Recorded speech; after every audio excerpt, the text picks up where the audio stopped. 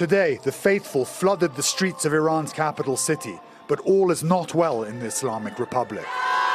The anniversary, usually marked with widespread displays of anti-Americanism, muted, with only a few US flags burnt in protest. Although large crowds have come out to celebrate the anniversary of the revolution, for many Iranians this has been the winter of their discontent.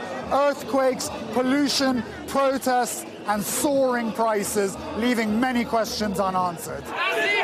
Just weeks ago, anti-government demonstrations rocked the establishment and were followed by small but significant women's protests over the mandatory veil. The new social protest that we are observing in Iran, it can be said that it has been unprecedented.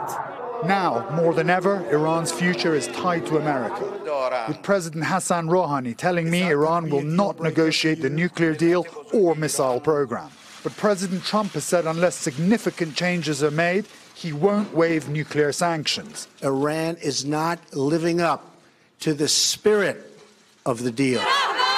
Changes Iran seems unwilling to make, leaving the future predictably unpredictable. Ali Arouzi, NBC News, Tehran. Hey, NBC News fans, thanks for checking out our YouTube channel. Subscribe by clicking on that button down here and click on any of the videos over here to watch the latest interviews, show highlights, and digital exclusives. Thanks for watching.